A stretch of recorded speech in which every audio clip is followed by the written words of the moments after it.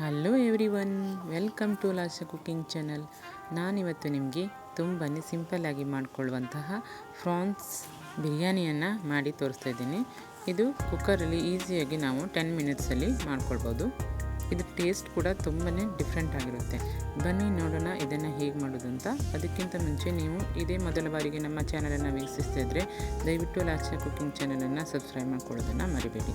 ಬನ್ನಿ ನೋಡೋಣ. ನಾನಿಲ್ಲಿ ಫಸ್ಟು ಅರ್ಧ ಬೌಲಷ್ಟು ಸಿಗಡಿಯನ್ನು ತಗೊಂಡಿದ್ದೀನಿ, ಫ್ರಾನ್ಸನ್ನು. ಹಾಗೆ 1 ಟೇಬಲ್ ಸ್ಪೂನಷ್ಟು ಅಚ್ಚ ಖಾರದ ಪುಡಿಯನ್ನು ಸೇರಿಸ್ಕೊಂಡಿದ್ದೀನಿ. ಇದನ್ನು ಸೇರಿಸಿದ ನಂತರ 1/2 ಟೇಬಲ್ ಸ್ಪೂನಷ್ಟು ಅರಿಶಿನವನ್ನು ಕೂಡ ಸೇರಿಸ್ಕೊಂಡಿದ್ದೀನಿ. ನೆಕ್ಸ್ಟ್ ಇದನ್ನು ಚೆನ್ನಾಗಿ ಒಮ್ಮೆ ಮಿಕ್ಸ್ ಮಾಡಿ ಒಂದು 15 ನಿಮಿಷ ಮ್ಯಾರಿನೇಟ್ ಆಗೋಕ್ಕೆ ಬಿಡ್ತೀನಿ. ನೆಕ್ಸ್ಟ್ ನಾನಿಲ್ಲಿ ಒಂದು ಮಿಕ್ಸಿ ಜಾರನ್ನು ತಗೊಂಡು ಅದಕ್ಕೆ 4 ಹಸಿಮೆಣಸನ್ನು ಕಟ್ ಮಾಡಿ ಹಾಕಿದ್ದೀನಿ. ಹಾಗೆ ಅರ್ಧ ಇಂಚು ಶುಂಠಿ, ಹಾಗೆ 1 ಗಡ್ಡೆ ಬೆಳ್ಳುಳ್ಳಿಯನ್ನು ಕೂಡ ತೆಗೆದು ಹಾಕಿದ್ದೀನಿ. ಹಾಗೆ ನೆಕ್ಸ್ಟ್ ಅದ್ರ ಜೊತೆಗೆ ನಾನು ಕೊತ್ತಂಬರಿ ಸೊಪ್ಪನ್ನು 1 ಹಿಡಿಯಷ್ಟು ಸೇರಿಸ್ಕೊಂಡಿದ್ದೀನಿ. ನೆಕ್ಸ್ಟ್ ಇಲ್ಲಿ ನಾನು 2 ಟೇಬಲ್ ಸ್ಪೂನಷ್ಟು ಹಸಿ ತೆಂಗಿನಕಾಯಿ ತುರಿಯನ್ನು ಕೂಡ ಸೇರಿಸ್ಕೊಂಡಿದ್ದೀನಿ.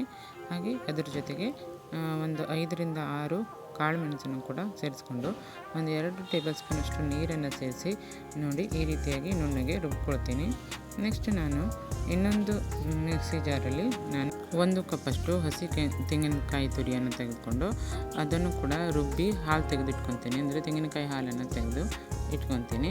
ನೆಕ್ಸ್ಟ್ ನಾನಿಲ್ಲಿ ಒಂದು ಕುಕ್ಕರನ್ನು ತೆಗೆದುಕೊಂಡು ಅದಕ್ಕೆ 1 ಟೇಬಲ್ ಸ್ಪೂನ್ ತುಪ್ಪ, ಹಾಗೆ 1 ಟೇಬಲ್ ಸ್ಪೂನಷ್ಟು ಎಣ್ಣೆಯನ್ನು ಸೇರಿಸ್ಕೊಂಡು ಅದಕ್ಕೆ ಅರ್ಧ ಟೇಬಲ್ ಸ್ಪೂನಷ್ಟು ಜೀರಿಗೆ, ಹಾಗೆ 3 ಚಕ್ಕೆ, ಹಾಗೆ 4 ರಿಂದ 5 ಲವಂಗ, 5-6 ಪಲಾವ್ ಎಲೆ, ಹಾಗೆ ಈ ಸ್ಟಾರ್ ಫೂಲನ್ನು ಕೂಡ 2 ರಿಂದ 3 ತಗೊಂಡಿದ್ದೀನಿ. ಇವೆಲ್ಲವನ್ನು ಸೇರಿಸಿ ಚೆನ್ನಾಗಿ ಎಣ್ಣೆಯಲ್ಲಿ ಫ್ರೈ ಮಾಡ್ಕೊಳ್ತೀನಿ.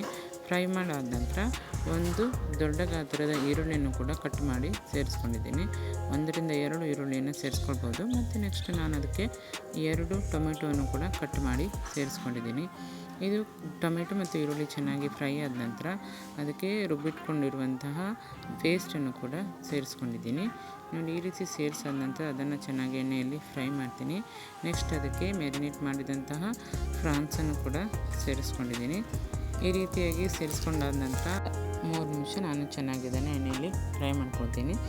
ನೋಡಿ ಈ ರೀತಿಯಾಗಿ ಫ್ರೈ ಆದ ನಂತರ ಅದಕ್ಕೆ ನಾನು ರುಚಿಗೆ ತಕ್ಕಷ್ಟು ಉಪ್ಪನ್ನು ಕೂಡ ಸೇರಿಸ್ಕೊಂಡಿದ್ದೀನಿ. ಸುಮಾರು 1 ಟೇಬಲ್ ಸ್ಪೂನಷ್ಟು ಉಪ್ಪನ್ನು ನಾನಿಲ್ಲಿ ಸೇರಿಸ್ಕೊತೀನಿ. ನೆಕ್ಸ್ಟ್ ಅದನ್ನು ಚೆನ್ನಾಗಿ ಎಣ್ಣೆಯಲ್ಲಿ ಫ್ರೈ ಮಾಡ್ತೀನಿ.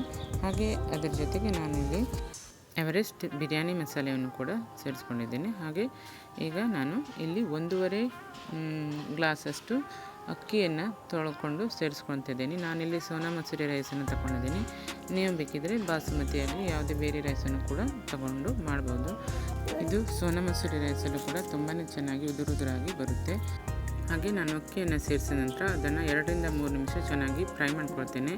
ನೆಕ್ಸ್ಟ್ ಅದಕ್ಕೆ ನಾನು 2 ಗ್ಲಾಸ್ ತೆಂಗಿನಕಾಯಿ ಹಾಲನ್ನು ಸೇರಿಸ್ತಾ ಇದ್ದೀನಿ.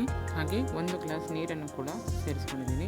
ಇಲ್ಲಿ ನಾನು 1.5 ಗ್ಲಾಸಷ್ಟು ರೈಸನ್ನು ತಗೊಂಡು ಅದಕ್ಕೆ ಟೋಟಲಾಗಿ 3 ಗ್ಲಾಸ್ ನೀರನ್ನು, ಅಂದರೆ 2 ಗ್ಲಾಸ್ ಕಾಯಿ ಹಾಲು ಮತ್ತು 1 ಗ್ಲಾಸ್ ನೀರನ್ನು ಕೂಡ ಸೇರಿಸ್ಕೊಂಡಿದ್ದೀನಿ. ನೋಡಿ ಈ ರೀತಿ ಸೇರಿಸಾದ ನಂತರ ಕುಕ್ಕರ್ ವಿಸಿಲನ್ನು ತೆಗೆಸ್ಕೊಳ್ತೀನಿ. ಇಲ್ಲಿ ನಾನು 2 ವಿಸಿಲನ್ನು ಕೂಗಿಸ್ಕೊಳ್ತೀನಿ. ನೋಡಿ ವಿಸಿಲಾಗಿ ತಣ್ಣಗಾಗಿದೆ. ಅದನ್ನು ನಾನೀಗ ಓಪನ್ ಮಾಡಿ ತೋರಿಸ್ತಾ ಇದ್ದೀನಿ. ನೋಡಿ ಎಷ್ಟು ಗ್ರೀನಾಗಿ ಕಲರ್ಫುಲ್ಲಾಗಿ ಬಂದಿದೆ ಅಲ್ವಾ. ಹಾಗೆ ತಿನ್ನೋದಕ್ಕೂ ಕೂಡ ತುಂಬಾ ಅದ್ಭುತ ರುಚಿಯನ್ನು ತಂದಿರುತ್ತೆ ಇದು. ಈ ಸಿಗಡಿ ಬಿರಿಯಾನಿಯನ್ನು ನೀವು ಕೂಡ ಮನೆಯಲ್ಲೊಮ್ಮೆ ಟ್ರೈ ಮಾಡಿ ಅಂತ ಹೇಳ್ತಾ ನಮ್ಮ ಈ ವಿಡಿಯೋವನ್ನು ನಿಮ್ಮ ಫ್ರೆಂಡ್ಸ್ ಆ್ಯಂಡ್ ಫ್ಯಾಮಿಲಿಗೂ ಕೂಡ ಶೇರ್ ಮಾಡೋದನ್ನು ಮರಿಬೇಡಿ.